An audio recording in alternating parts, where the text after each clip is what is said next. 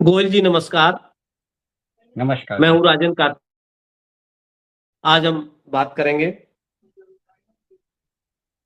कल 20 तारीख को हुए संसद मार्च जो छात्रों का था, जिसको सीजेपी लीड कर रही थी और उनका उसको समर्थन कर रहे थे हमारे देश के विपक्ष की कुछ पार्टियां। डॉक्टर लोहिया कहा करते थे कि जब सड़कें सूनी हो जाती हैं तो संसद आवारा हो जाती है। और कल 20 जुलाई को इस देश की आवाम ने, इस देश के युवाओं ने दिखा दिया कि वो लोहिया, ये देश गांधी का, ये देश लोहिया का है और हम डरते नहीं हैं। अगर हमारी बात आ पड़ेगी तो अब हम केवल सोशल मीडिया पे ना बात करके हम सड़कों पे भी निकल सकते हैं।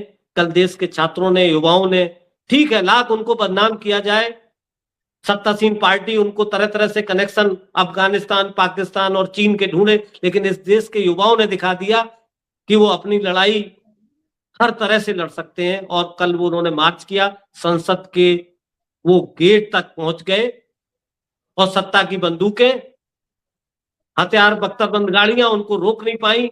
हालांकि ये बहुत दुर्भाग्यपूर्ण है गोयल जी की लाठीचार्ज उन बच्चों पर किया गया। को आप दिल्ली में बैठे हैं सर, पूरे में बताएं, फिर हम लोग आगे बात करेंगे कि 20 जुलाई को क्या हुआ और क्यों हुआ। राजन जी, सबसे पहली बात तो जो कल सब कुछ हुआ 20 तारीख को संसद मार्ग पे छात्रों के साथ, प्रदर्शनकारियों के साथ जो हैवानियत और दरिंदगी दिल्ली पुलिस ने सरकार के इशारे पे की, वो बहुत निंदनीय है। उसकी जितनी भी आलोचना की जाए कम है।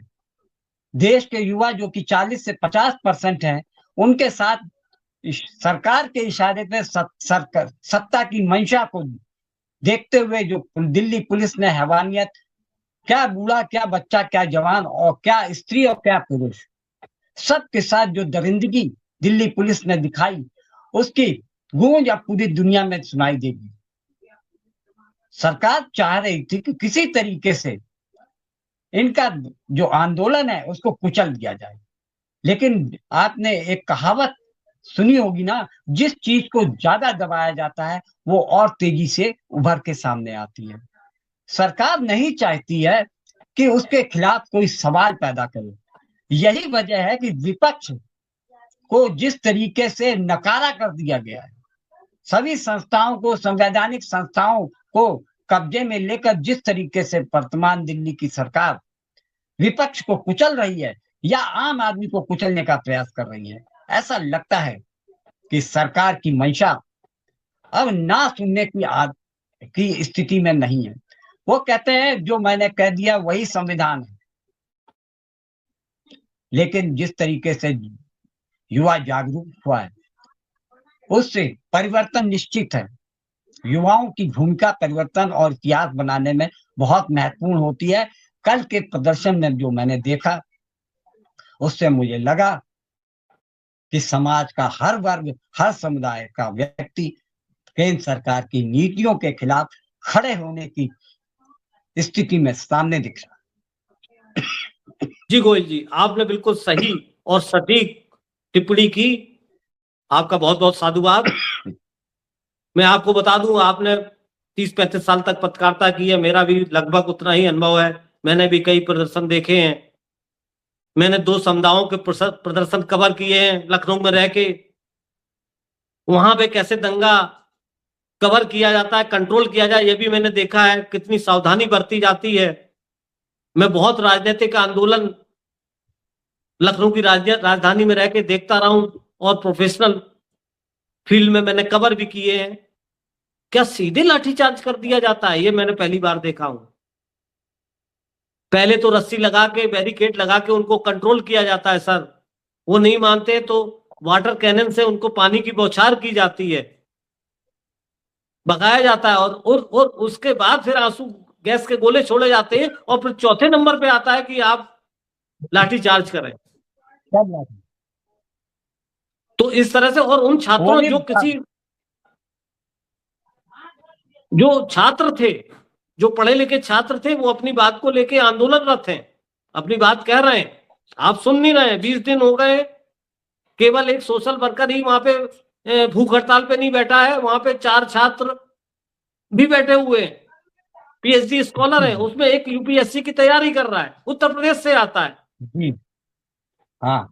एक जेएनयू की छात्रा है जो वहां उपवास करके बैठी है 20 दिन से, पीएचडी स्कॉलर है।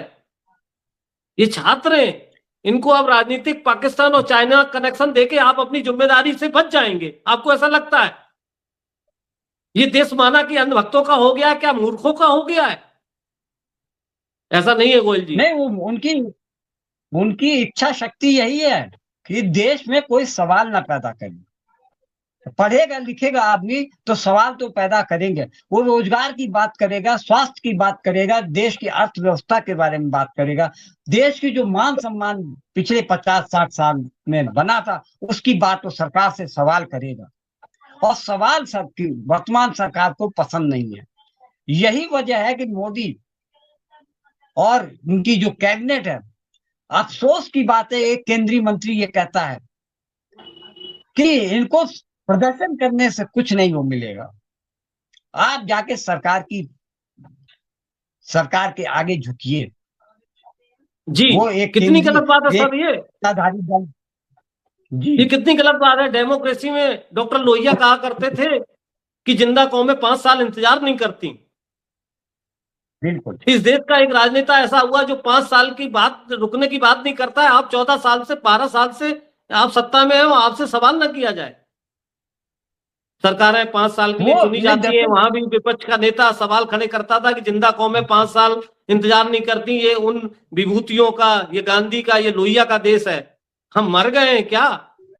हमारी आत्मा मर गई है क्या सर? वो ये सवाल नहीं होंगे? वो ऐसे ही लोग भाई विपक्षहीन, वो चाहते हैं विपक्ष विहीन सत्ता को हाँकते रहे।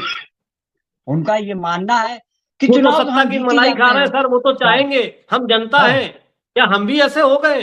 देखिए, जितने भ्रष्टाचारी थे सब सत्ता के साथ में हैं, चाहे वो नीतीश कुमार हो, चाहे वो चंद्रबाबू नायडू हो, सब के सब मलाई काटने के लिए। तो ये समझ लीजिए जो एनडीए में है वो भ्रष्टतम लोगों में गिने जाते हैं। ये बात अब बिल्कुल सिद्ध होती और जा रही, सत्ता बिल्कुल के सही साथ कह रहे हैं सर, बिल्कुल सही कह रहे हैं आप। जितने विपक्ष के चाटुकार और विपक्ष के भ्रष्टाचारी थे वो आज सब एनडीए का हिस्सा है, या ये कहा जाए भारतीय जनता पार्टी के हिस्सा है। इसके कहने में कोई गुरेज नहीं है, ये तो अब सीधे सीधे, इसमें भी कोई रॉकेट साइंस नहीं है, ये बात सीधे सीधे कही जा सकती है सर। जी। अब आते हैं कल के अब प्रदर्शन पर। जी जी बोलिए। जी जी नीतीश कुमार और चंद्रबाबू नायडू का अगर आप इतिहास देख लीजिए, नीतीश कुमार ने जनता जो जेडीयू था, शरद यादव की पार्टी थी, शरद यादव, जॉर्ज फर्नांडिस वगैरह की पार्टी थी। धीरे धीरे करके एक एक करके नीतीश कुमार ने सबको किनारे लगा दिया और पार्टी का मालिक बन गया। आज उनकी औकात 2 कौड़ी की नहीं है। भारतीय जनता पार्टी ने जिस तरीके से उनको कसकर दिल्ली में हाथ पैर बांध दिए हैं, बिहार पे कब्जा कर लिया, और दूसरी तरफ चंद्रबाबू नायडू जो अपने घर वालों का सजा नहीं हुआ, अपने ससुर को हटाकर पार्टी पे कब्जा कर लिया। उससे ज्यादा भ्रष्ट, और भ्रष्टों के साथ में भारतीय जनता पार्टी का नारा है, भ्रष्ट हमारे हैं हम उनके हैं। ये समझ लीजिए भ्रष्टाचार की जननी भारतीय जनता पार्टी। जी जी बात करते हैं सर कल के प्रदर्शन की फिर, कि कैसे डिटेन किया गया, कैसे लाठीचार्ज किया गया। हमने सुना है सर कि वहां पे ट्रक में भर के ईंटें रखे गए थे, टूटी हुई गाड़ियां खड़ी करी गई थी। इसका मतलब क्या चाहते थे सत्ता की, कैसे रोका जाए, इसका क्या मतलब हो सकता है सर? सरकार की मंशा थी, पहले तो उन्होंने सोशल मीडिया पे इनको बदनाम करने की कोशिश की। सोनम वांगचुक जो एक समय में मोदी जी के तारीफ करते थे, मोदी जी का, और मोदी जी उनके साथ में फोटो सेशन कराते थे, जब उन्होंने लद्दाख के विषय में बात करनी शुरू की, उसके कल्याण के बारे में बात की, वहीं सरकार और सोनम वांगचुक के बीच में ये खटास पैदा हो गई, और खटास इतनी बड़ी कि 3-4 महीने के लिए सोनम वांगचुक को जेल के पीछे रखा जी गया, और जी without any court, without any FIR। बोलो जी सुप्रीम कोर्ट का भला हो, वहां जब मामला पहुंचा तो सरकार के हाथ पांव फूल गए और उनको रातों रात रिहा कर दिया गया।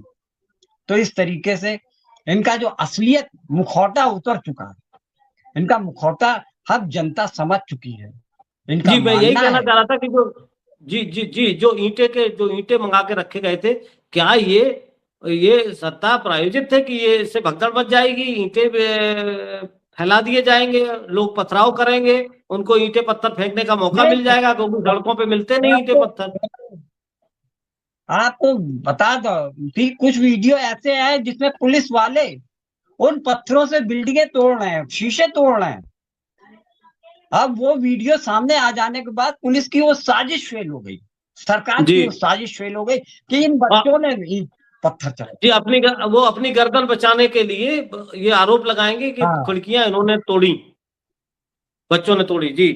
और और वो सर वीडियो मैं देख रहा था, पुलिस वाले तस्वीर मारते हैं। जी मैं देख रहा था सर, मीडिया वालों को, जो सोशल मीडिया के पत्रकार हैं, मेन स्ट्रीम के मीडिया वाले तो वहां जा नहीं रहे हैं, हालांकि छात्र उनका खुद विरोध कर रहे हैं, लेकिन वहां जो सोशल मीडिया पे काम करने वाले पत्रकार, उसमें कुछ वरिष्ठ पत्रकार हैं, और वहां पे पत्रकारों को डिटेन भी किया गया, ये खबरें आ रही हैं, और वहां रोका जा रहा है, इनको भी डंडे मारे जा रहे हैं। सर ये क्या है, मीडिया के द्वारा भी बात नहीं आने देंगे, सोशल मीडिया के द्वारा भी बात नहीं आने देंगे क्या? देखिए, अब मीडिया नाम की कोई चीज बची नहीं है। मीडिया को हम लोग पहले टेलीविजन में सबसे अहम मानते थे, पहले अखबार हुआ करते थे, लेकिन अब टेलीविजन होता है। लेकिन पिछले 10-12 साल का आप भाग देख लीजिए, गोदी मीडिया के नाम से ये रजिस्टर्ड हो गए। अब केवल वही पत्रकार मेन मीडिया से निकलकर यूट्यूब में उतर गए जिनका काम ही सरकार की जड़ें खोदना है। जी सरकार जी उनसे कोई डायरेक्ट हिट तो कर नहीं सकती। ऐसे में वो सिर्फ छुटभइये नेताओं, छुटभइये यूट्यूबर, जो नए नए यूट्यूबर आए हैं, उनको डिटेन कर रही है, क्योंकि ये लोग 25-30 साल से काम कर रहे हैं, लोग जानते हैं इनको, जी जनता में जी जी रोष और बढ़ेगा। जी जी यही जी वजह है कि वो डर फैलाने के लिए। लेकिन एक बात है, इतना भी मत डराइए कि बिल्कुल डर ही खत्म हो जाए इंसान में जी कि ये पुलिस वाला है कि CRPF का जवान है। जी जी बिल्कुल। बिल्कुल सही आपने कहा कि इतना भी नहीं डराइए सरकार कि हम डर से ही डरना भूल जाएं।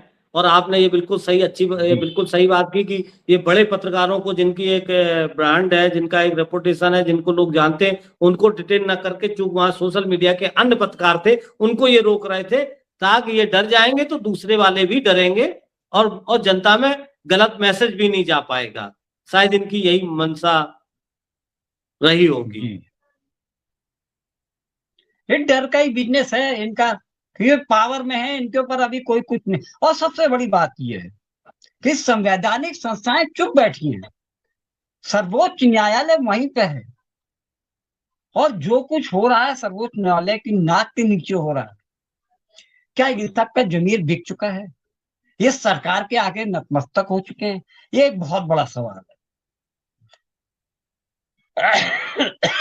जी धन्यवाद। गोयल जी, आपने बिल्कुल सही कहा कि हम दिल्ली में, जहाँ सुप्रीम कोर्ट है, जहाँ संवैधानिक संस्थाओं की सारे मुख्यालय हैं, जहाँ संसद है, जो संसद कहते हैं संसद हमारे लिए होती है, हम ही वहाँ अपना प्रतिनिधि चुन के भेजते हैं जो हमारा प्रतिनिधित्व करती है, आखिर आप संसद की बात भी नहीं सुनेंगे। संवैधानिक संस्थाएं जहाँ मुख्यालय है, उसको भी आप किसी तरह से प्रभावित करने की कोशिश करेंगे, वो भी बोलने से हमारी बात को नहीं कहेंगी, तो आखिर हम कहाँ जाएंगे? और जनता फिर तो मजबूरी होकर सड़क पे उतरना ही पड़ेगा। ये आज बिल्कुल परिलक्षित सामने हो रहा है, इसमें कोई शक नहीं। और बिल्कुल सही आपने कहा कि आप मीडिया को भी डराएंगे, धमकाएंगे, आप हर चीज को अपने बस में करने की कोशिश जो आपने की है, शायद अब ये कामयाब नहीं होगी। कहीं ना कहीं से कोई तो चिंगारी उतरेगी, और कहीं ना कहीं से लोग, आप सारे रास्ते बंद करेंगे तो मेरे ख्याल से लगता है सड़क का ही रास्ता आवाम पकड़ेगी, जो 20 जुलाई के प्रदर्शन में लगा। बहुत बहुत धन्यवाद गोयल जी, आप आए, आपने एक एक चीज को विस्तार से और गंभीर से और काफी सजगता से जो आपने कही, उसके लिए बहुत बहुत साधुवाद। नमस्कार सर, मिलते हैं। नमस्कार।